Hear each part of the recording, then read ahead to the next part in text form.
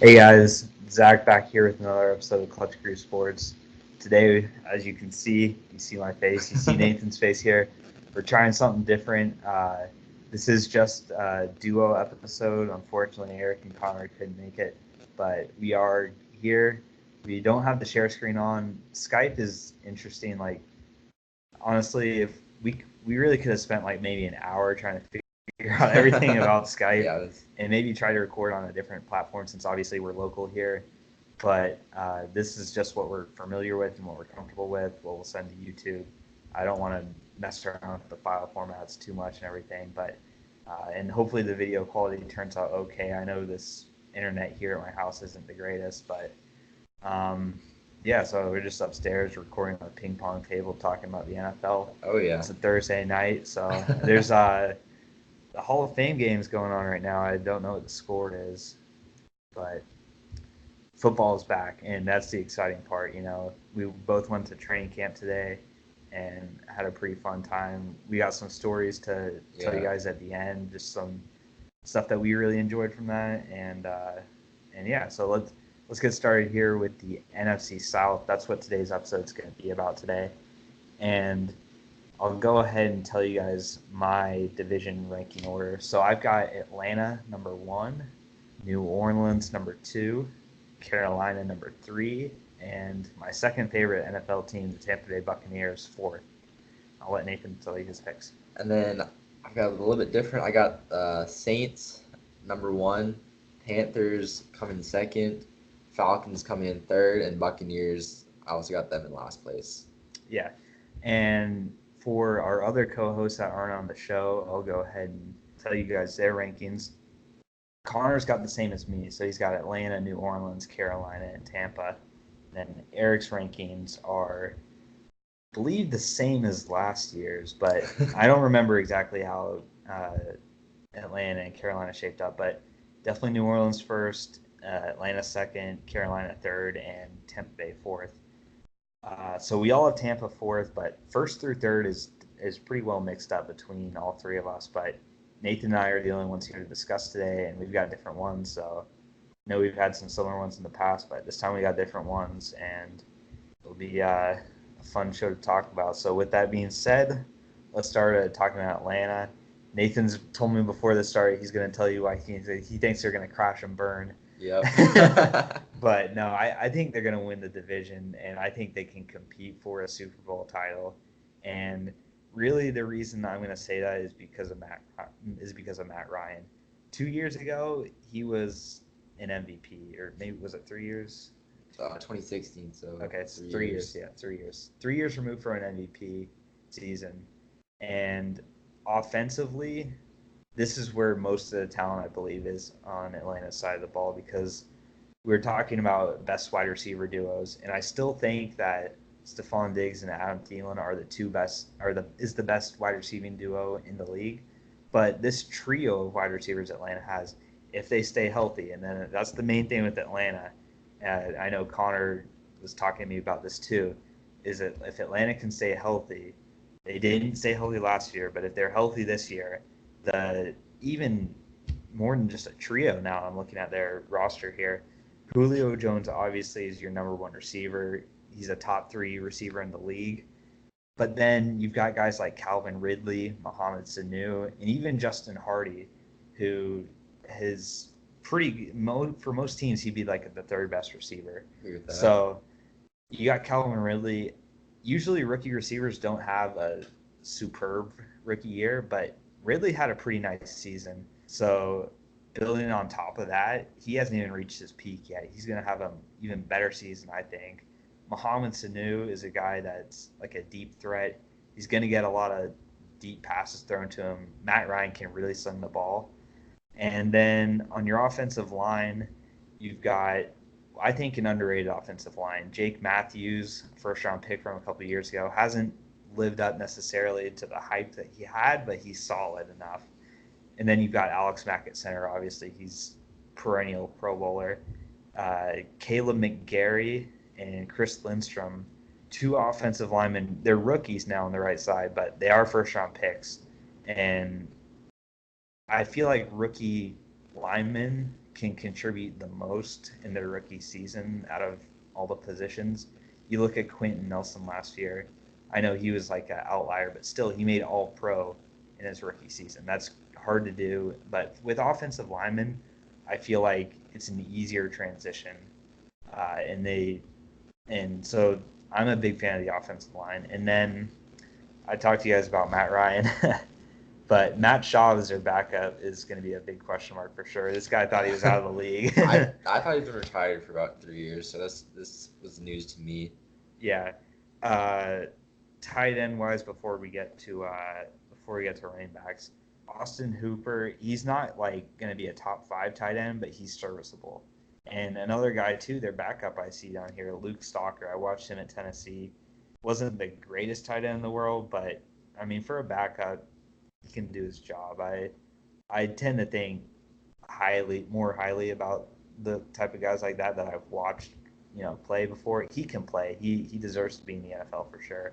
So I feel pretty good about their tight ends.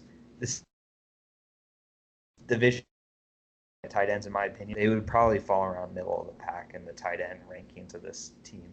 And then running back wise, we got a couple of Twitter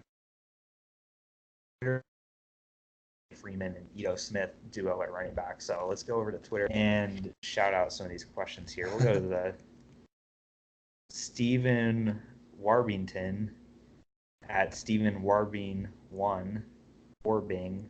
Maybe that's how you say it. I don't know. Do you know how to say that? I don't know how to say it. Okay, it's Right. Stephen Warbing1. he commented on our thing. So shout out to you on Twitter for giving 4 good questions here. Really, I was impressed with these questions. And he says, if Freeman gets hurt, who to target? Obviously, fantasy talk here, but also for the team. Who is the team getting utilized offensively if Freeman gets hurt?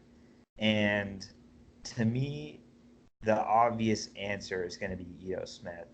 And while surely Ito Smith's numbers are going to tick in fantasy, I feel like if Freeman, goes down or gets hurt again, which is a possibility because he missed almost all of last year, running back's such an injury-prone position. You'd have to assume every running back's going to get dinged up, miss at least one game of the year, probably more than that. But who would I target? I honestly would not really target Ito Smith that much. I feel like if Freeman goes down, they're going to transition more into a passing team. And their new offensive coordinator is Dirk Cutter.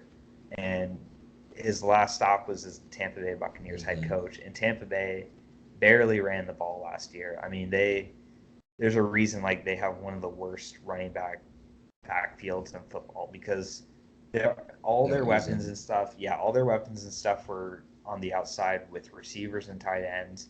And I feel like Dirk Cutter is the kind of coach that would be okay with moving into even more of a pass-heavy offense.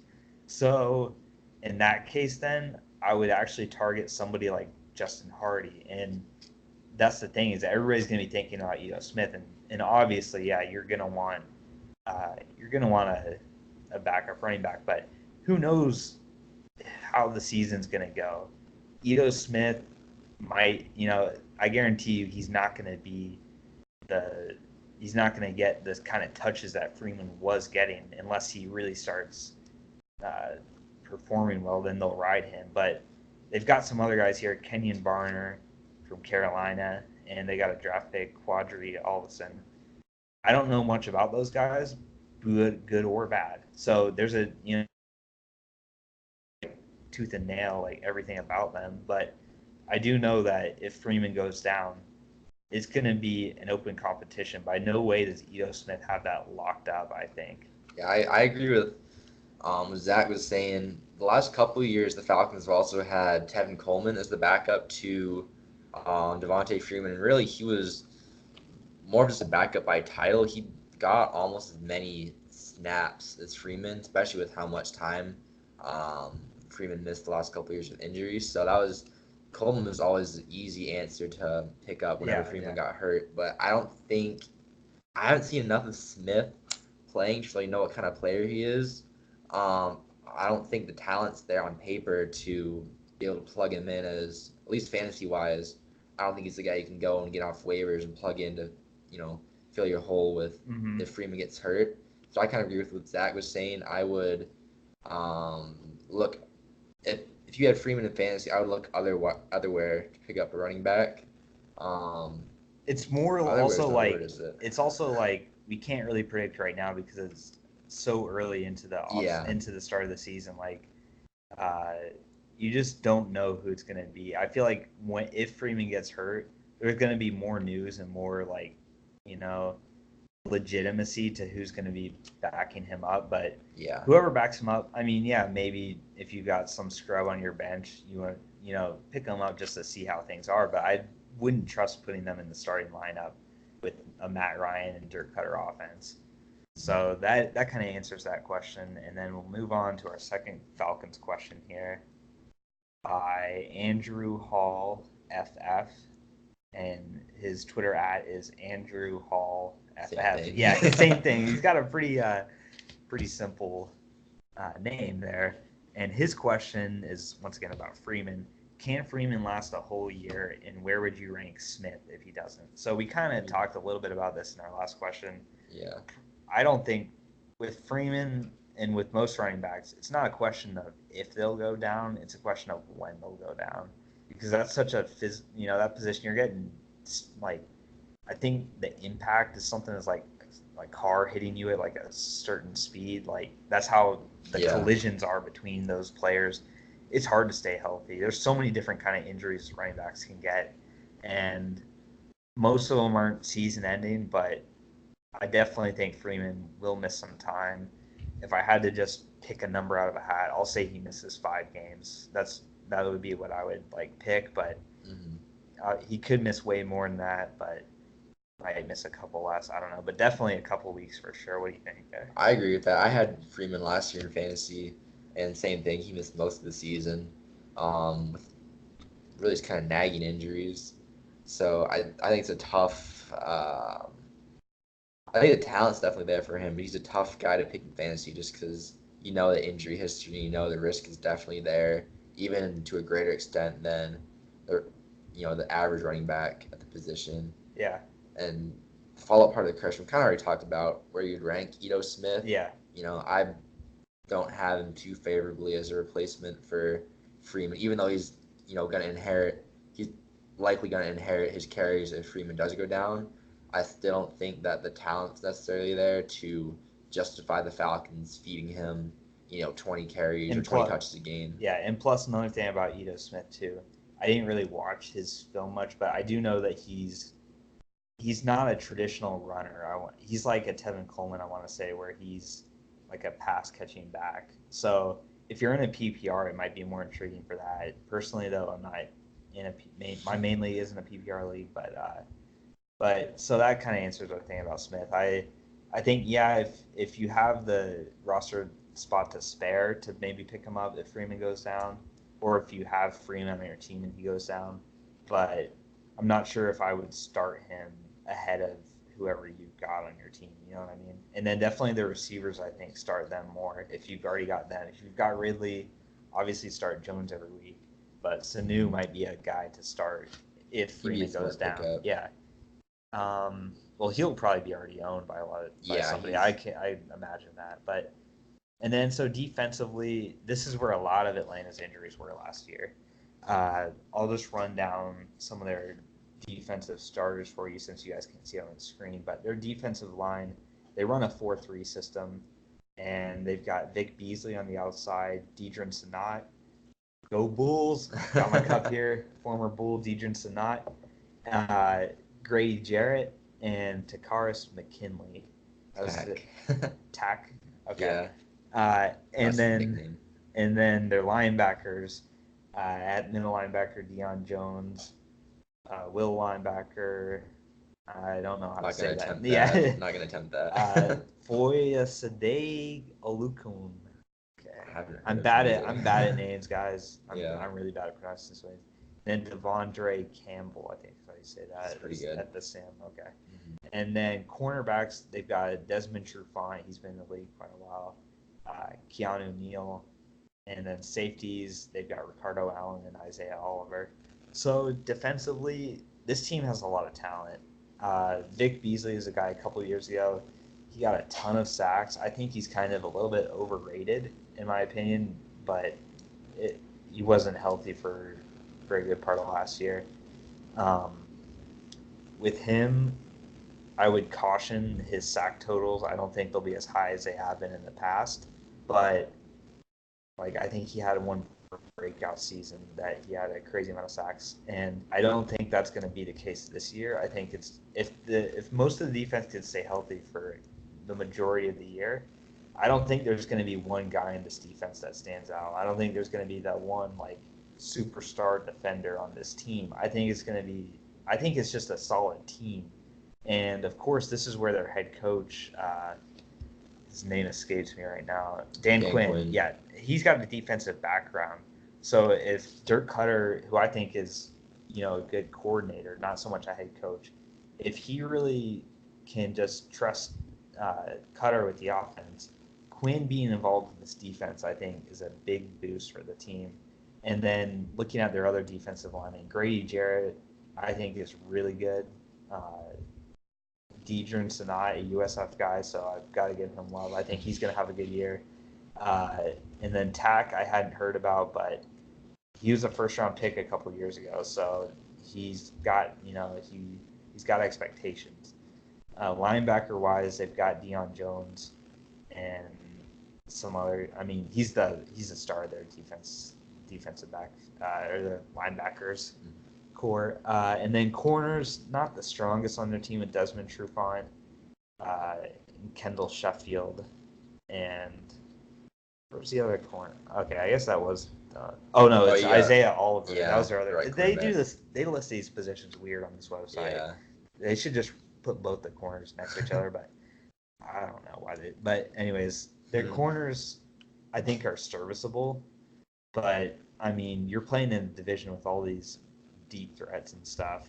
You're going to give up points. So I think the defense is okay. I think they can get after the quarterback, certainly. So with a healthy Falcons team, I really think, and then once we talk about the Saints, I'll tell you why I don't think the Saints will repeat. But I definitely think the Falcons are an underrated team that, sorry, I don't know what's going on. But I definitely think the Falcons are underrated, and they're my pick to win the division. They don't have to play the first place schedule like the Saints do. I keep bringing this up, but every year, it's very rare for the 4 division winners from the season before to all win the division. Like that's extremely rare to happen, just because of the nature of competition. You got to go up against the best teams if you do that. Atlanta had a down year last year, and they still managed to win like 7 games, I believe. So. I really am high on Atlanta. I'll let you kind of say why you think they suck. Yeah. For me, it's mainly just I'll believe Atlanta can win the division. When I see it. I mean, I don't know if they can win the division, but I'm just waiting for them to put everything together. I know they had those injuries on defense last year, which is why I kind of struggled to rank them this year. Sorry. They had I think Vic Beasley missed some time. Yeah, he did. A lot of those big guys on defense are coming back, which is big for them because that was a weak spot last year. So I could definitely see them being better than they were last year. But at the same time, it's just it's hard for me to go with Atlanta just because, I like Matt Ryan, but he's also I think he's Matty overrated. Matty Ice, but I'm just waiting for him to put it all kind of together and. So your thing is you don't trust them. That's what I'm. They've got potential, but since the past couple of years, the potential's all there. But I just would like to see them put it together. Like the other teams in the division, I think we've seen a lot more on paper. Not on paper. We've seen a lot more on film with them, and the guys are bringing back. I think can keep this up. The Saints have been good for a few years in a row now. I don't see them taking any steps backwards. And I think the Panthers are at least as good roster-wise, and they're getting some guys back from injury too. So I just think it's not so much that I think the Falcons are a bad team. I just think that this is a very competitive division. Okay. So yeah, Well, I think they're speaking of gonna. the Panthers, I'll let Nathan talk. He's got them Yeah. second, which is actually the highest out of all four of us. Mhm. So go ahead and let's hear why you think the Panthers are going to be second. I'm really interested to watch the Panthers this year because I think their offense is loaded up a lot, talent wise. I he's their biggest, been the biggest star on the team for the past few years. I think this year he's finally gonna put it all together. He had that one MVP year back in 2015. I think he'd be just as good as that year. You know, he's battled through some injuries the past couple seasons. I think he has shoulder was hurt last year. He was playing through some stuff. Wasn't 100%. I think this year if he can stay healthy, which is definitely still a big if because of how much all the injuries that opens him up to. But if he can stay healthy, I think he's bound to take a step forward and have a really good season. And the other thing I'm really intrigued by is Christian McCaffrey going into his third year. Yeah, he's Yeah, his in the third same year. as Fournette, so it's third. Yeah. Yes, I'm really interested in seeing how he takes another step forward. I've seen some pictures of him at training camp. He said he's put on some more muscle, getting stronger and fast. So I think he's a big weapon. Um, One to take pressure off of Cam in the running game, and two, it's a very easy target to get it to your running back on a screen pass and let him do the work for you. So I think that's a big advantage to this offense. And plus, I think the receivers are not the best unit in the world, but they've got I think DJ Moore. You know, he's got some talent there. He's a young player still, just going into his second year. Obviously, my guy Chris Hogan from the Pats. Hopefully, he can give him I some doubt it. production. I I don't. doubt Yeah, it. I have to agree on that one. But you never know. He could have a solid year for All him. right. Curtis Samuel's got some speed out there, and they still got Greg Olson around. He's coming back from injury, and that's big too because he's um, kind of a safety blanket for Cam. I think that'll be big for Yeah, to have him back for this whole yeah. offense. So we have two questions also about the Panthers here, and since you're already talking about the receivers, this is Stephen Warbington's question. He says, "Will Samuel outproduce more?" Once again, another fantasy. Well, I guess maybe even In real statistically. life I mean, too. yeah, Just if you just all statistically have stats. more, you're gonna have more fantasy. But Yeah. will Samuel outproduce more? What do you think on that? I don't think so. Just the way I see Samuel is, I feel he's kind of more of a big play guy, where Mm-hmm. he could, be on all the highlights one week for having a, 80-yard touchdown or something like that, and the next week he'll have two catches for 20 yards. I just feel like he's not someone that I would want to have to rely on fantasy wise. I think the talent's definitely there for real life football. I like that he's a good weapon for them to have, but I think Moore is a more I said that twice. I think Moore is a better target as far as consistency. I think I'd rather have him on my fantasy team because I think he's gonna get more targets and more catches per week, which is kind of what I base my receivers on, is how much volume they're gonna get per week. Okay, yeah. We're So, pulling up some pro football reference oh, stats on. stats. Yeah, I want to see how they did last year Yeah, for their receiving totals. So actually, Christian McCaffrey was the leading probably receiver. their leading receiver. I don't know. Looks like it. Okay, so DJ Moore, 788 yards, he had 14 yards 700. reception, two touchdowns. Mm-hmm. And Curtis Chris, Samuel, 494 yards, 12.7, and five touchdowns. yep. So, Well, DJ Moore had two touchdowns. So he said. yeah. Okay, yeah, I think so. So he had more touchdowns, Yeah. but again, he had, what was that? Go back again. Oh yeah. It was like 400, I think. He had. Here we go. I don't know why they don't. Oh, you're on the Falcons right Yeah. now. Oh shoot! Okay. Yeah. Duh. There you go. Sorry, guys.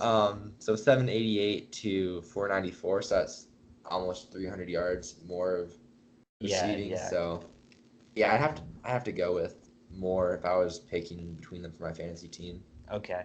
So I'm actually gonna differ on that one. I actually like Samuel more. Samuel more than more. I'd say uh, no, I actually like Samuel a lot, and they're both really young guys. So it's really just like a preference thing for me. I I think Moore was a little overhyped going into the draft. People were saying that he was better than Ridley and stuff. I think he even got picked before Ridley, I want to say. But I disagreed with that at the time, and I still kind of I don't value him that high. And he's listed here as the number one receiver. This is who Carolina wants to be the number one receiver. Last year, I think Torrey Smith was started out as their number one receiver. I can't imagine DJ, their rookie, would be their number one receiver. Yeah. But so he had the benefit of going up against teams second and third corners. And for me, I think that they're going to want DJ Moore to be their number one receiver. So I actually think that he's going to get, the top corners in the division. He's going to get the Marshawn Lattimore, and Tampa doesn't have any good corners, but but he's going to get, to every team's best corner. And I'm not sure. I'm not really high on, honestly, on Carolina's receivers core in general, like Nathan was saying earlier. Yeah, but if I had to pick one, it'd probably be Samuel, just for the fact that he's a touchdown threat. He's a deep threat. Sure. And he's going to get probably less catches than Moore, but he's going to benefit, I think, from playing in the slot or playing a team second corner on the outside. So that's why I think Curtis Samuel, I think, is going to be better than Moore. But thanks for the question there. Yeah, good question. And then we were talking about Cam too. We got another Panthers question here. Oh yeah. So let me pull down to Andrew Hall FS. I was going to think about it a little bit. Yeah, how many years does Cam have left in Carolina is the question. So we looked it up. Yeah. He's a free agent in 2021 again. I'd imagine that the Panthers would re-sign him unless something catastrophic happens. Either he falls off talent-wise, which I don't think will happen, or he gets another, devastating injury. So I'd imagine he's going to get re-signed, probably to a huge contract, as quarterbacks do. And then I think he turns 30, or he is 30 right now. So I would say at least 35 is a safe bet with the way quarterbacks. I know he's taken a lot of injuries. He's taken a beating throughout his career for all the running he does, but I would say 35 is at least a safe bet. Okay. Cam. So I'm actually going to differ here on the answer. I think once his contract is up, that's going to be the last you see of Cam Newton in Carolina, because I feel like he's going to be at that age where he can still get one more contract, but he's going to be asking for so much money, and they're going to have other financial concerns like paying McCaffrey, paying some of the defensive players they've got, whoever their picks from this year, Brian Burns. That's true. The offensive line. I feel like they're not gonna want to pay a huge salary for Cam Newton. And then the second reasoning for the answer to that is because this year they drafted Will Grier, and they drafted him in the third round because they really didn't have a great backup behind Cam Newton until Will Grier. And I actually think Will Grier is going to be one of the top quarterbacks that came out of this draft, with Murray and who were the other? I can't even think of them. The Haskins and Daniel Jones, who sucks. I don't think he's going to do any good. I like Will Grier. I was surprised he fell. Yeah, so they got, and I think they like him too. So he's from the Charlotte area, kind of like North local guy in North Carolina. So I feel like the plan, and they're not going to say this obviously, but I feel like the plan is for Will Grier to inherit this team when Newton's contract is up. And I feel like Newton's going to get injured again. As unfortunate as it is, it's just some guys get hurt more than others, and he's a guy that you can never trust just on his play style, how he runs around a lot. And I feel like he's going to get a couple injuries. Greer's going to come in and look really good for him, win him a couple games. They're going to be questioning, should they go Grier, should they go Newton? But in 2 years, they won't even have to make the decision because Grier will still be under rookie contract, and Newton will be out demanding so much money. He'll be a free agent and going, I don't know, maybe to the New York Giants once Daniel Jones busts. That's honestly my prediction here is Newton will be a New York Giant. As crazy as it sounds, I mean, we're predicting 2 years in the future, but that's my prediction for what happens to Cam. They're going to be wanting to pay out a big quarterback. Daniel Jones will be a bust. Eli's going to be retired. That's what I think is going to happen with Cam. But so that's my answer to your question. I don't think many people would answer it that way. I think Nathan's answer is like a streamlined way, but Yeah, I definitely want to hear what Clutch Crew Sports has to say on this because that was a really good question. And I had to think about that one a lot. yeah, okay, so you can talk about their defense here. Yeah, and getting back to the reason I like the Panthers so much this year is their defense. I think is also kind of slept on by a lot of people. It made some good additions this past offseason. They added Gerald McCoy, who's made a Uh, lot of Pro Bowls with the don't Buccaneers. don't know what the Bucks. When we get to the Bucks, I'm gonna rant about that a little Yeah, they bit. let him go for some reason. So the Panthers got him now in their D line along with Dontari Poe, who's still a massive man playing nose tackle, even if he's not the super talented guy he once was. You got Bruce Irvin, who's still a solid veteran. Brian Burns, the rookie from FSU, right? Yeah, Yeah, FSU. FSU. Shaq Thompson, Luke Kuechly. It's a very solid linebacking core, and their secondary, no real stars per se, but they have Eric Reed playing safety. Dante Jackson's going into his second year. Hopefully, he takes another step forward. And Trey Boston's been around the league a while. He's some solid depth for them. So I think all in all, it's a very really solid team. I think they're going to take a step forward from last year. I think the offense is going to keep getting better, more dynamic as McCaffrey gets more involved. The biggest thing for me is if Cam can stay healthy. If he can stay healthy, play the whole season, and not just play the whole season, play Well, not yeah. hampered by his shoulder or anything like last year. I think they can definitely compete to win the division, but I think that's kind of their ceiling. But I definitely see them being a very good team this year. All right, cool. Um, so I've got the Panthers third. It was tough for me, second and third place in this division between the Saints. Actually, no. Okay, so I was tough between first and second and third and fourth. So I've got the Panthers more on the outs. I think their ceiling could be like we haven't really said the ceiling, but I think their ceiling could be a wild card team, losing in the first round probably, and then their floor they could be a some reason Cam Rear doesn't play well. I mean, they could finish last in the division. I think wouldn't be that much of a stretch. We'll talk about Tampa later, but uh, I'm just not a really big Cam fan.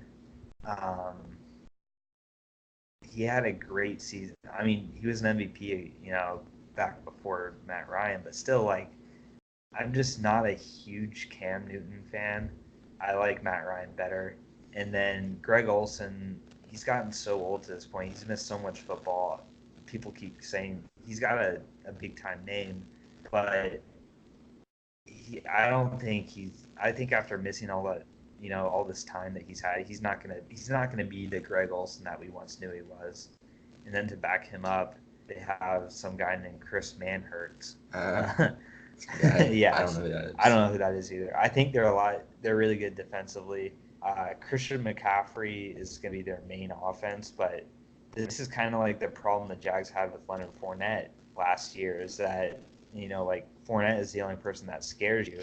I feel like being so one dimensional with this, Newton running, or McCaffrey running and pass catching that their receivers haven't proven to me that they can diversify this offense. And I feel like it'll be one dimensional to the point where teams are going to expect McCaffrey and they're going to expect Cam and they're going to make you beat them throwing to DJ Moore and stuff. So I feel like offensively, that's going to slow them down.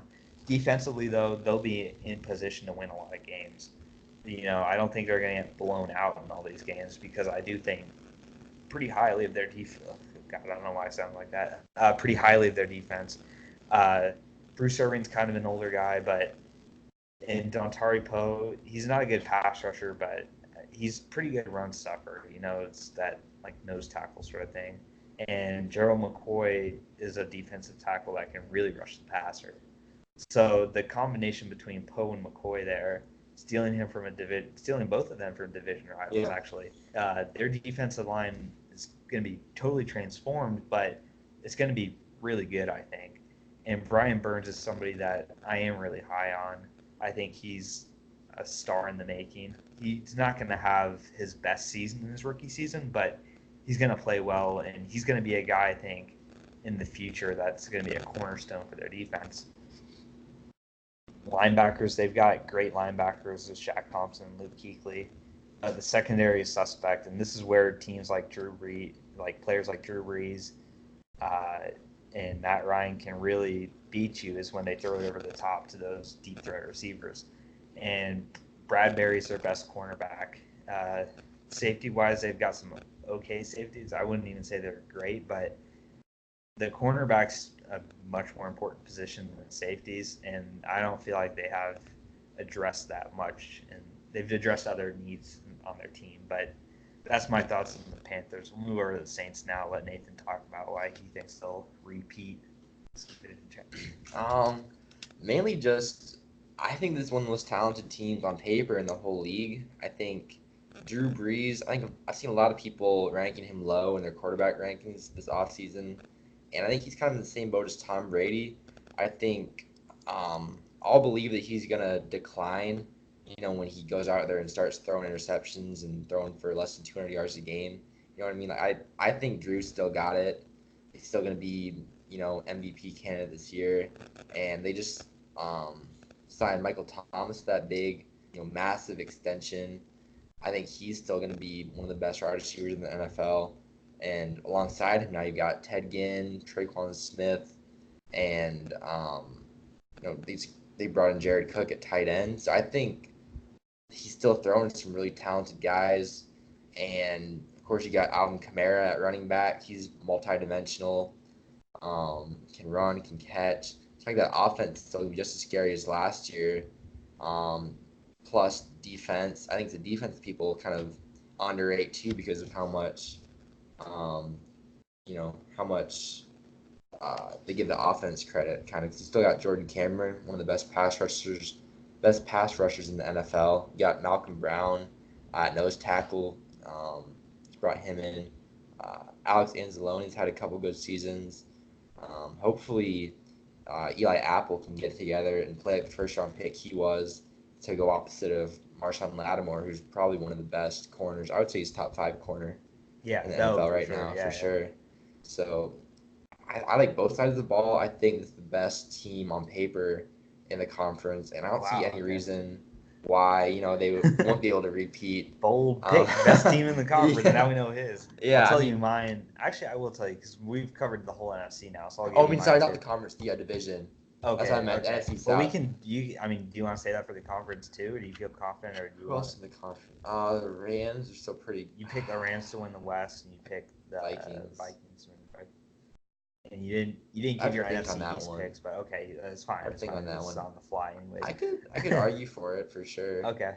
But for sure, the division, I think they're a solid distance above the Panthers and Falcons for me, just talent-wise. So I think it's kind of the obvious choice. So I'm not going to explain too much. Okay, that's fine.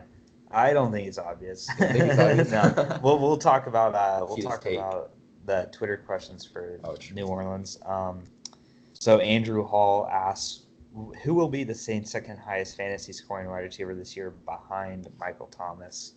And looking at their depth chart, their other wide receivers include Ted Ginn Jr., Keith Kirkwood, Traquan Smith, and Austin Carr. And that's probably Rashard Matthews, too. Lil Jordan Humphrey is a rookie. I love that name. Lil Jordan.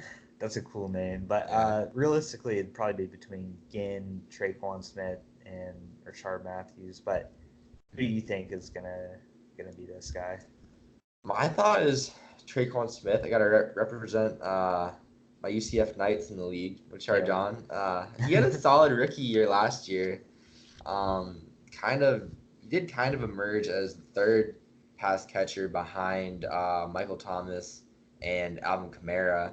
I think he's pretty solid frame, big-bodied guy, can kind of really get in the Michael Thomas mold, just not obviously as talented. But I think he's a solid number 2. Ted Ginn throughout his career has been really boom or bust. So especially if you're looking at this from a fantasy standpoint, Ted Ginn really relies on those deep passes. So I think if you're looking for a fantasy wide receiver, Traquan Smith for sure, and real life football, I would also go with that. I don't know why they have Ted Ginn listed as a starter on here because I see him more as number 3. This website's got a couple of issues I would Yeah, definitely stay with. but I definitely Because go it's got Traquan Smith Rashard here. Matthews at number 4 on the left. That's kind of weird. Yeah. That's a funny reaction there I had. Yeah. I agree with you actually. I'm not a Knights fan, but I definitely don't see. He's a young guy. He does seem to have a good thing with Breeze. I believe he caught his record-setting. Yes, bring it up. Yeah. He got his record-setting touchdown. That was like on a deep pass too. So I don't know where I would draft Traquan Smith in fantasy, but I would definitely put him as the number 2 receiver if I was ranking their receiver group. But it's a close number 2. It's not like a clear-cut one where you're like, for sure this guy's the number 2. I still think that the other guys are going to contribute, so it's not going to make him as desirable as a true number 2 guy. I think in a deep league you couldn't go really wrong with picking him at the end of your draft, just because anyone in the Saints offense is going to get some kind of production for you, especially if you're in like one of those 15, 16 team leagues. Could be a good pickup at the end of the draft. That's too many teams for me to do. Yeah. No, and so we've got another question. Same guy, Stephen Warbington. His question is, can Kamara be recognized as a 1.01?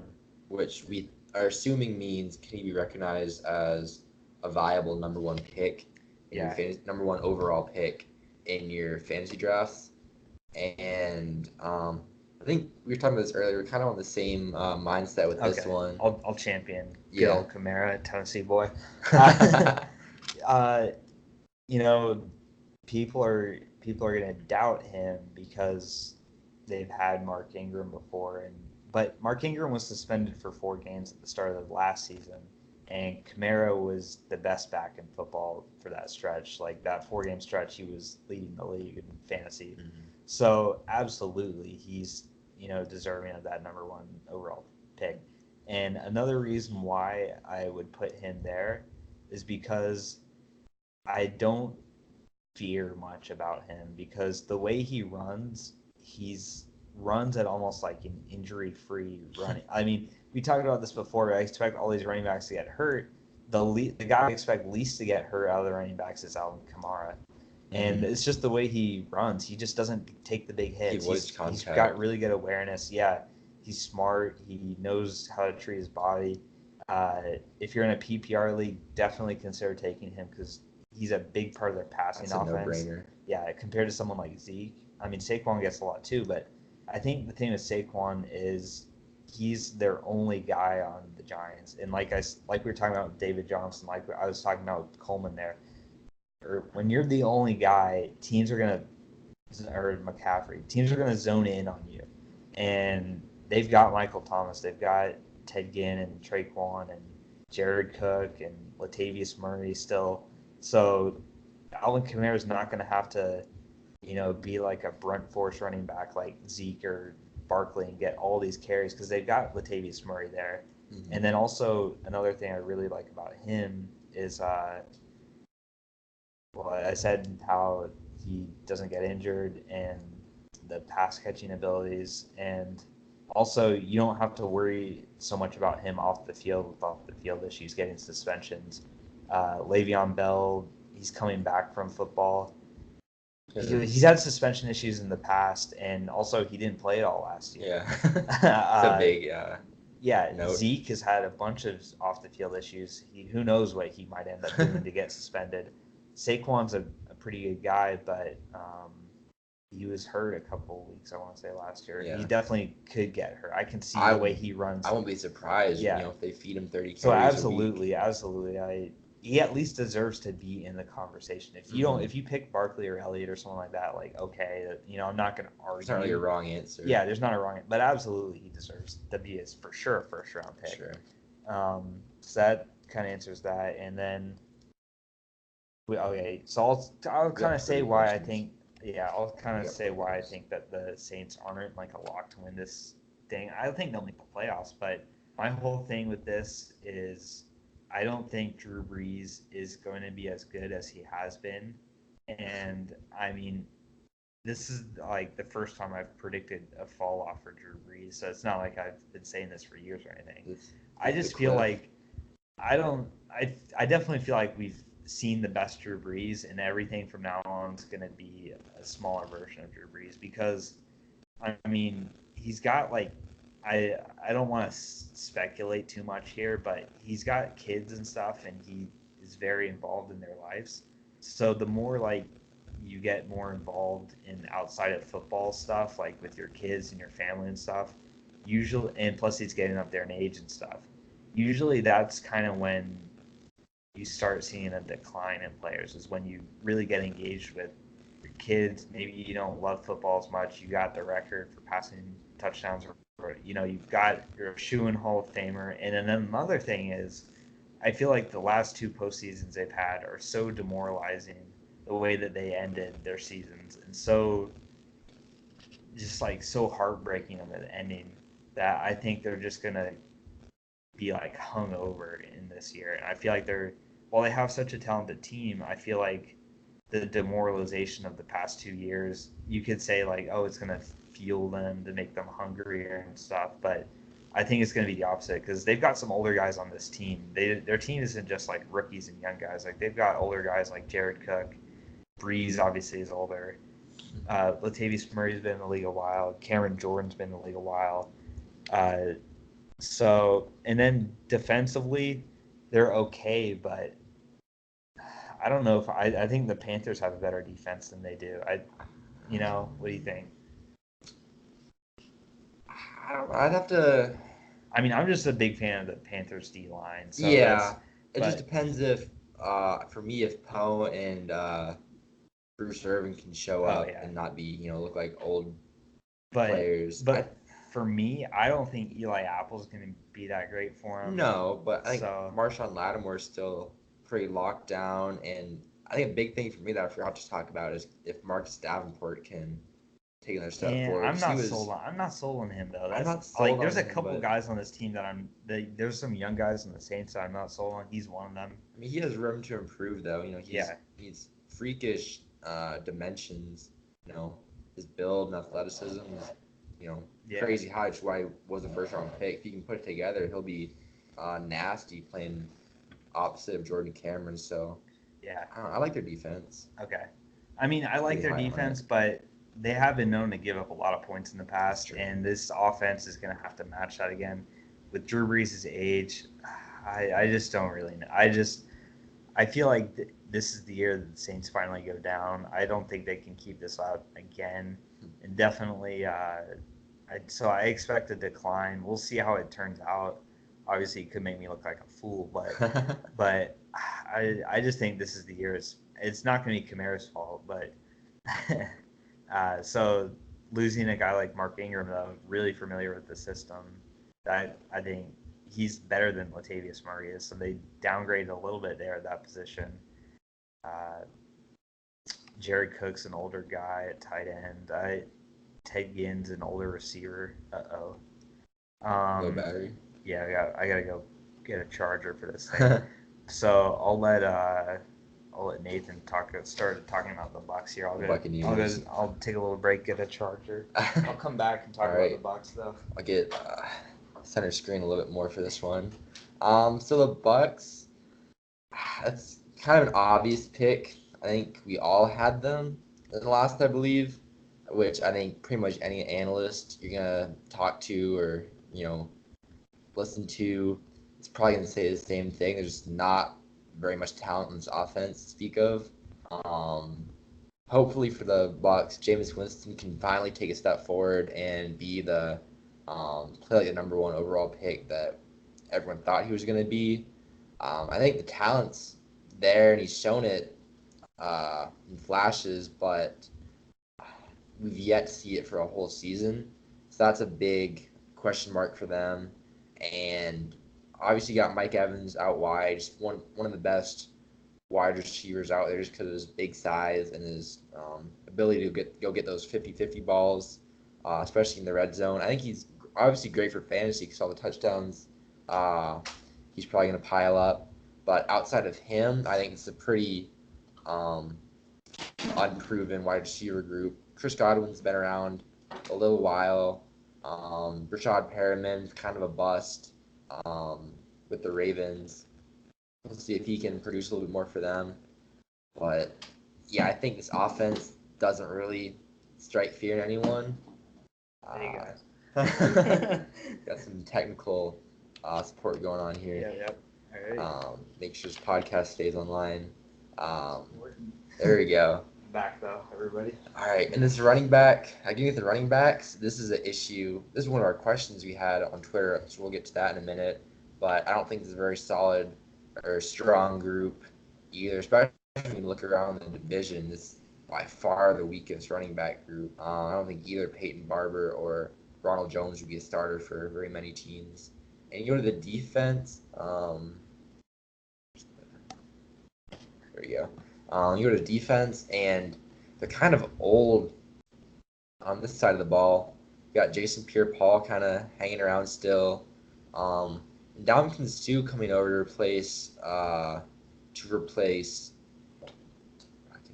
Gerald McCoy. Yeah. That'll be a big for them to try and replace loss of McCoy. He should still be good. Levante David's pretty good. Devin White was very good last year. So they've got pieces here, but overall, I don't think this is a very good unit either, just because secondaries, in my opinion, is pretty weak. None of these guys. Vernon Hargreaves came into the league with a lot of hype, but he hasn't produced like a top tier corner. And their pass rush, I don't see that, being very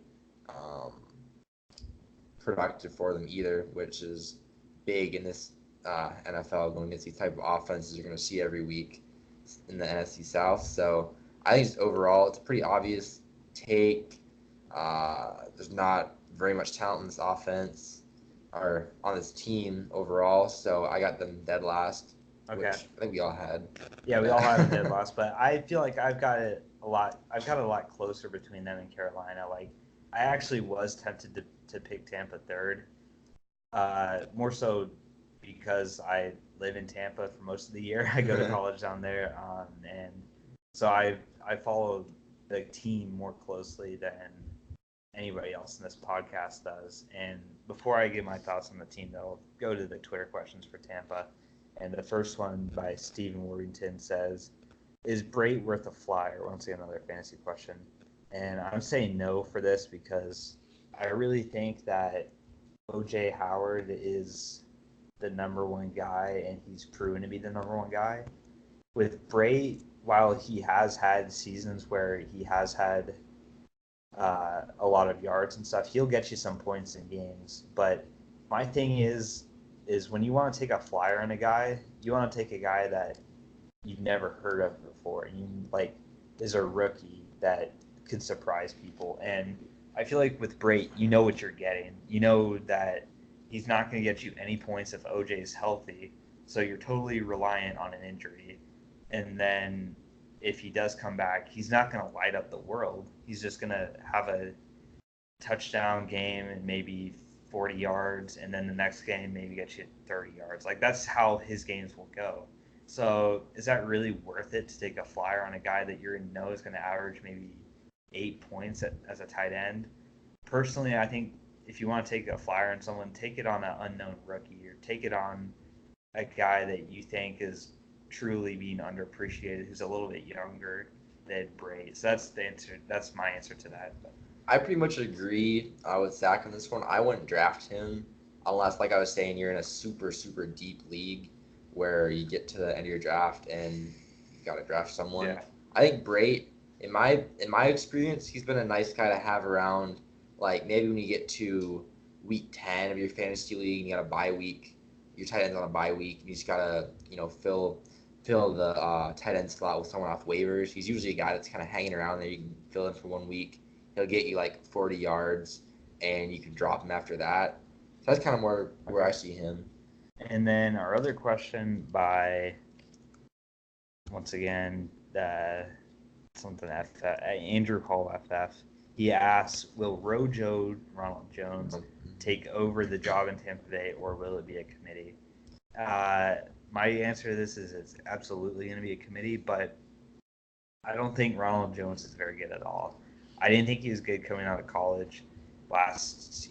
He's been in the league 1 year now, so I didn't think he was good when he came out, and he obviously didn't look very good last year. If you want to pull up the stats from Yeah, I him, was like because thinking that we for you looked on at there. these, it was awful. His It's pretty small uninspiring small sample numbers. size to keep in mind, but Yeah, he only played 9 games last year, but his rookie year finished with a whopping 23 carries for 44 yards, 1 touchdown at 1.9 yards per carry.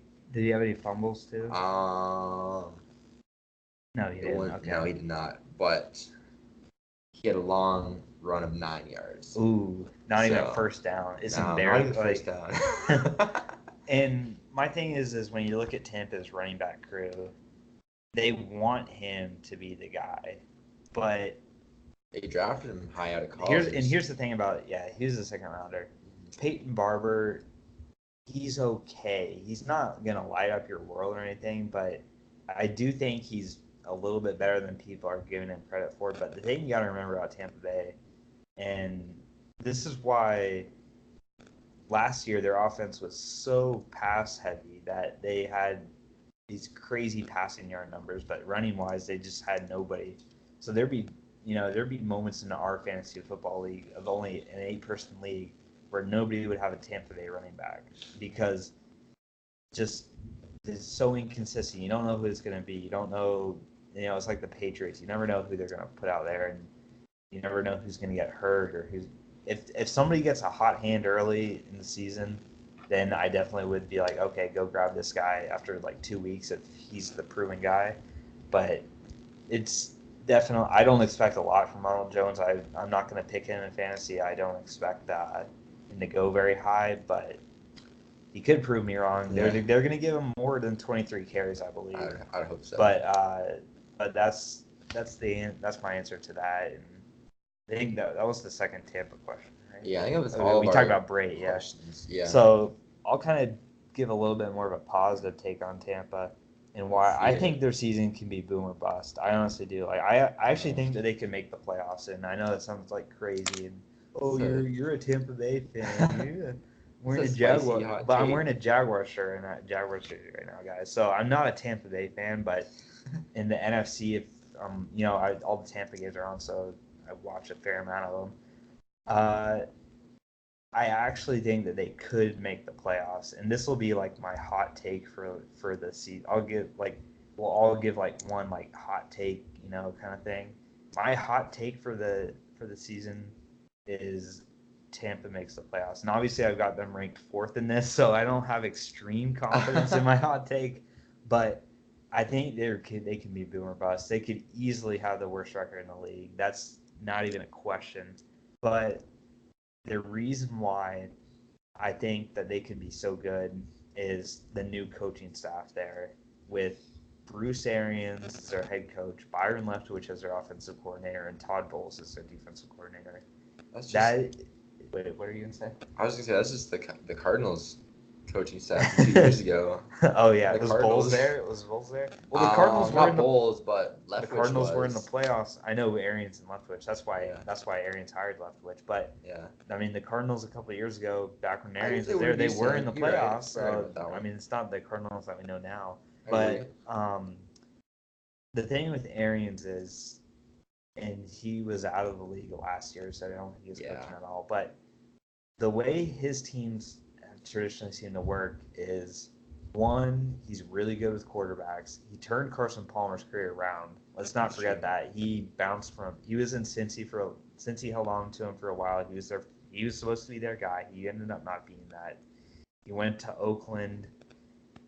Then he went to Arizona after, a disappointing year in Oakland, and he turned his career around. Let's not kid ourselves here. Mike Evans isn't necessarily Larry Fitzgerald type, but he's not far off Larry Fitzgerald uh, for when Larry was Larry back when Palmer was there. Evans is in his prime. Let's not mistake that. And they've got. I'm actually a fan of their offense with Chris Godwin and O.J. Howard. I'm a big Chris Godwin fan, and I'm also a big O.J. Howard fan. The offensive line is pretty weak. Ali Marpet's the star there, and then another thing about their coordinators is Byron Leftwich is like he's like the next like hot coordinator that everybody calls like a play calling genius and stuff. I mean, he's been promoted from like a quarterback coach to an offensive coordinator in like 1 year, and now they're saying like if he has a good year in Tampa, he could be like the next head coach. And it's interesting, a lot of times it's not necessarily the best players make the best coaches. Sometimes it's the guys that studied the game, but they just didn't have their own great skill set. Like Byron wasn't a great quarterback, but he's a good student of the game, and he definitely, I think, can help Jameis Winston, as can Bruce Arians, like I said before, turning Carson Palmer's career around. And then Todd Bowles is a great defensive coordinator, but not so much a head coach. So that's, and he's got a lot of experience as a defensive coordinator, and I think he can be a really positive force for a young defense that they've got that, needs some guidance. The one thing that I really don't like about the Bucs is their move to get rid of Gerald McCoy. He was the face of that franchise for so long, and he not even so much from a football side. I think he's better than Ndamukong Suh is, but even from like a community standpoint, like he's like the face of the Bucs. Like he's the leader of the team. He's like the Calais Campbell for that team. Like he's the veteran guy that's been there forever, and he's just like a positive force in everybody. And to bring in like the opposite of that in Ndamukong Suh, I'm like, really, why are you doing that to this defense? But Suh is I think a little bit younger. They came in the same draft, but he's probably a little bit healthier. He didn't have to play as much last year in Los Angeles, but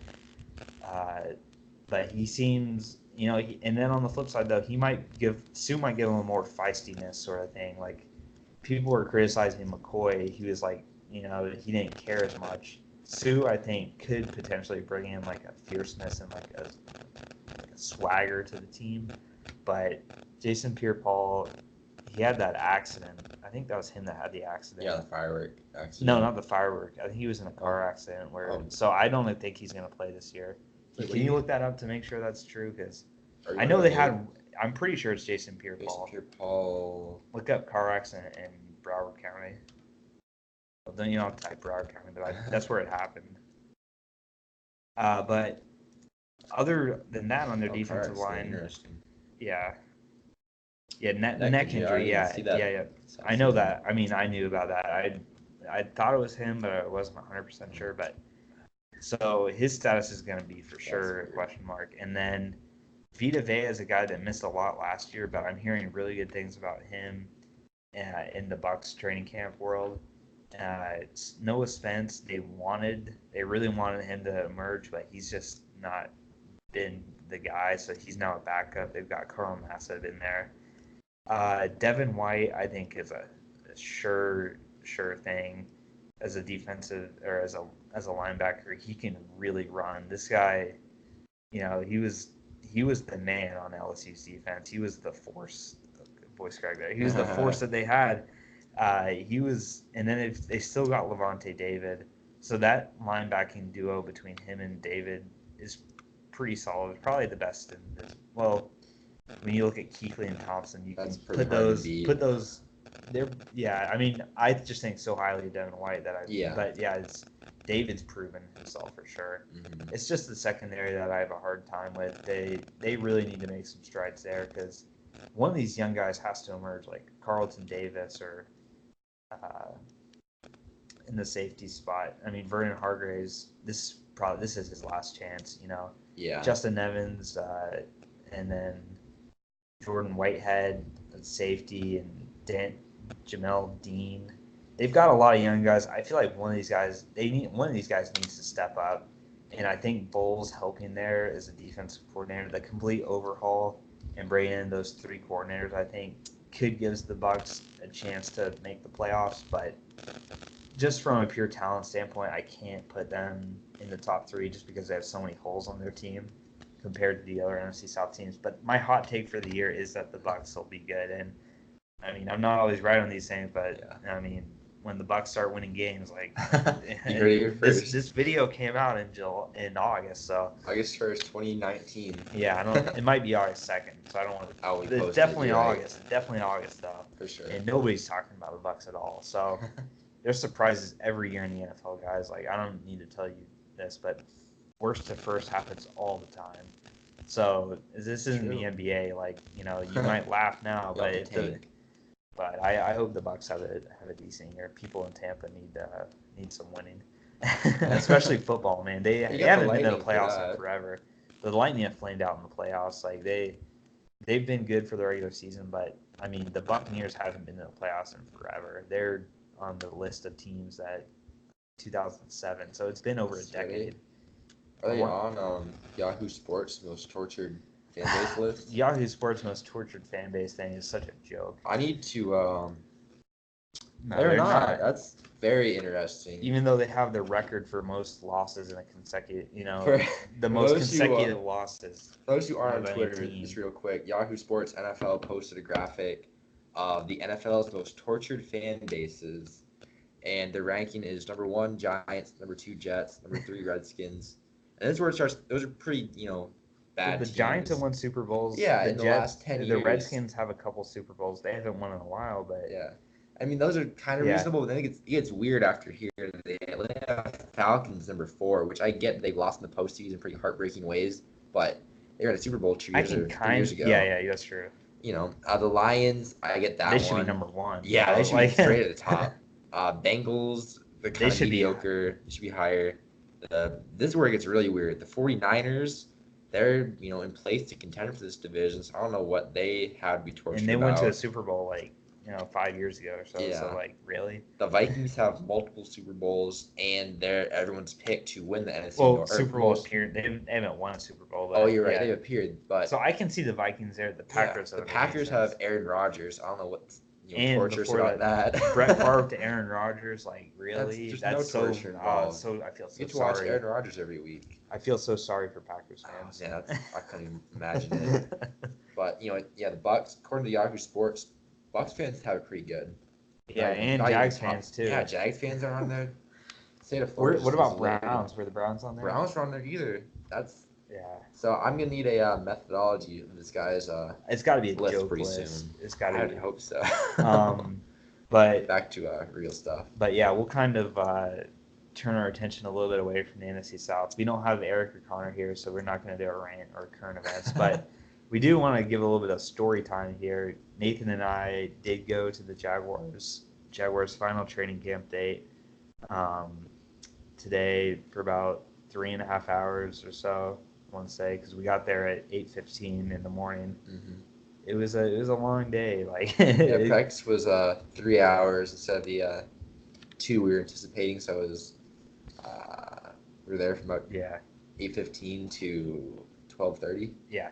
So and we messed up. We picked the wrong side for autographs and stuff. Because this time we stood right at the the little fence thing that they put out for the players to come and sign. They had one side, and then they had a sign. I sound stupid right now. There's one side here and one side there. Well, there's a whole fence alongside the practice field you're allowed to stand along, but in the middle of the fence there's a divot that they roped off for people with handicaps, in wheelchairs and stuff, for them to be with their families. Okay. So there was a gap, and players could either go to either side.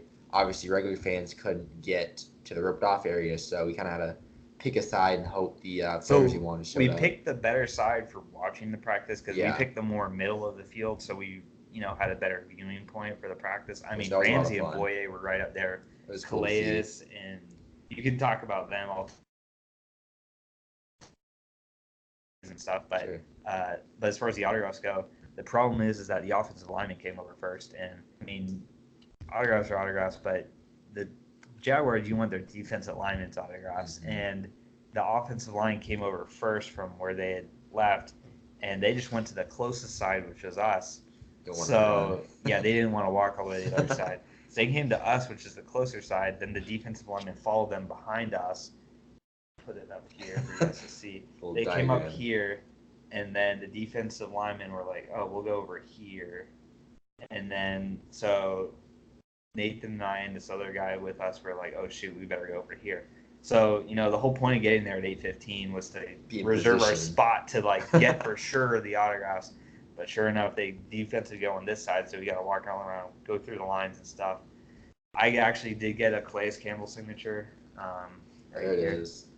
Right there. I mean, the line in this place isn't that great, but yeah, it is on there. I think you saw it earlier better. Yeah.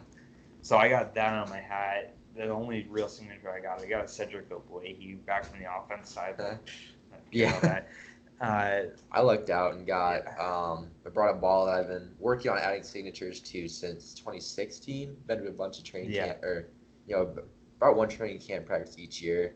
It's kind of added, which it's kind of got a cool collection going of all the different years worth of Jags players. But I added got Calais Campbell, sign it, first round pick, Josh Allen, last year's first round pick, Taven Bryant, and what's his name? Jawan Taylor. Yeah. They all signed it, which is pretty cool. Honestly, they were all really, they were all good. Did you really cool did guys. you get Ogbuehi's or no?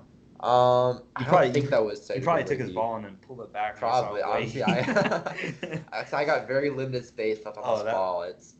Guys like Bajorn Warner really took up space. I know. I got Bajorn, NFL legend Bajorn Warner taking up about 40% of my autograph space. And I really tried hard to get a Josh Allen signature on this jersey. And quick story on this jersey, I got this last year. It's actually a Trey Herndon practice jersey thing that is signed. I'll stand up so you guys can see it.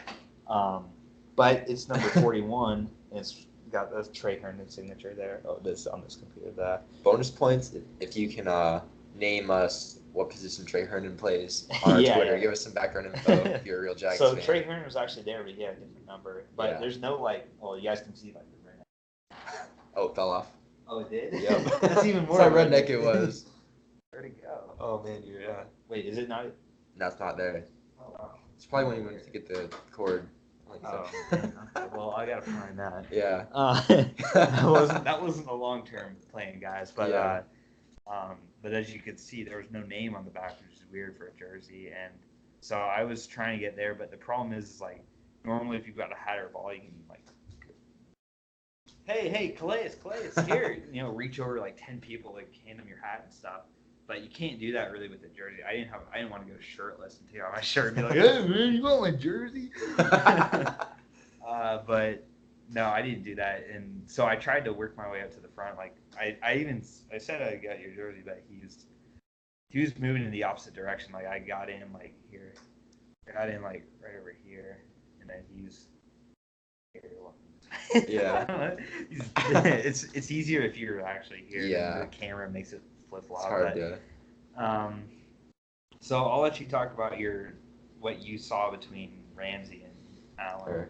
Yeah, like the coolest thing, aside from the autographs, which are obviously awesome, I think the coolest thing about practice this time was in the past, the way the Jags have their training field set up is they have 3 practice fields all kind of in a row. There's like one, like horizontally, there's one close to the bleachers where fans can sit, and there's 2 behind it lengthwise. And usually in the past they've had all their like 7-on-7, full team drills, all that interesting stuff. 1 or 2 fields over. So as a fan, you really couldn't see anything.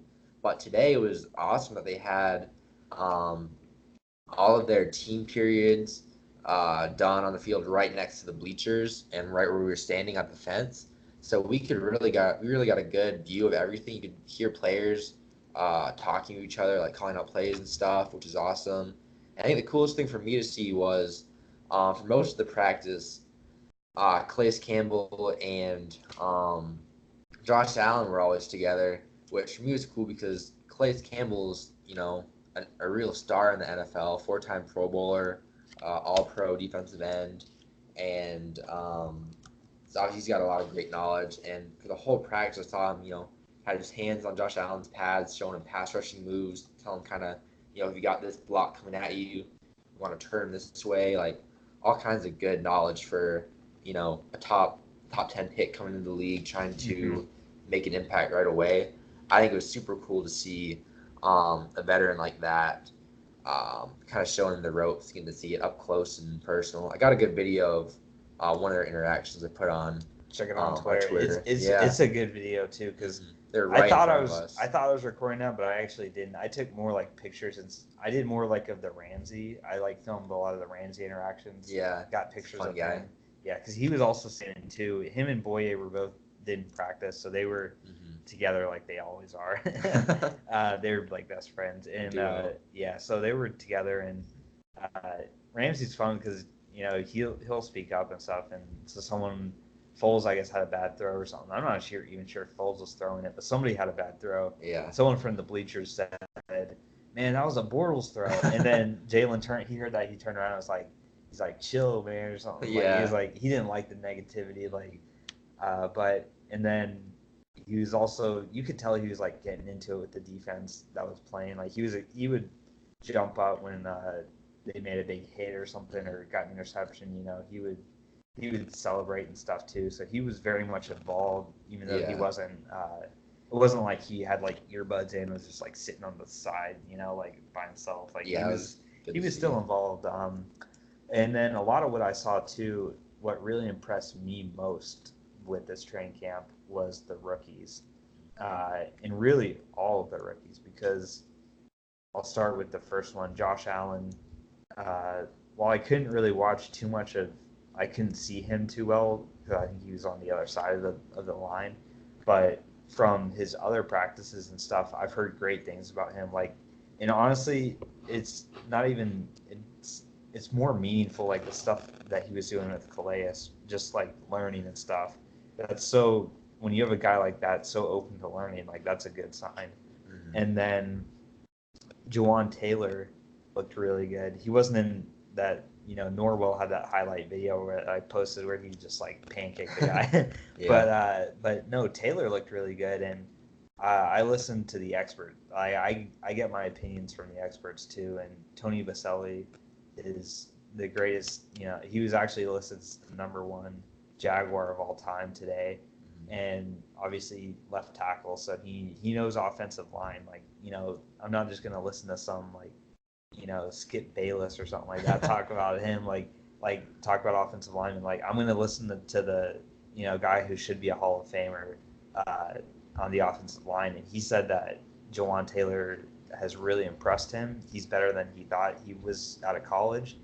And that he said that he looked like the best offensive lineman out of all of the offensive linemen in this camp so far. So that's another impressive thing. And then their third-round picks. Unfortunately, both of them got hurt today, which kind of sucks. But Josh Oliver, Jeff Loggeman, another former Jaguar I was talking about, was having a really good camp and catching a lot of like 50-50 balls and stuff. And then Quincy Williams, he still might come because his injury is like a month long, but he suffered a torn meniscus, but he was all over the field disrupting plays. He's not undersized. He's kind of smaller than normal in that linebacker position, but he's big. He's built big, and he can really fly around and hit. And he's not afraid to hit either. Like he was getting into it Fournette a little bit too. Like so, those picks, and then even looking further down, like Raquel Armstead, he had the highlight play. Yeah, he had the highlight play of trucking. It was Quincy. Knocked his helmet right off. So that's rookie on rookie right there.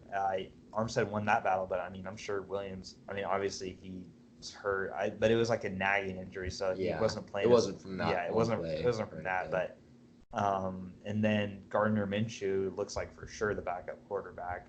He impressed me today. Yeah, he made the throw of the day too. That deep throw to Terrell Pryor.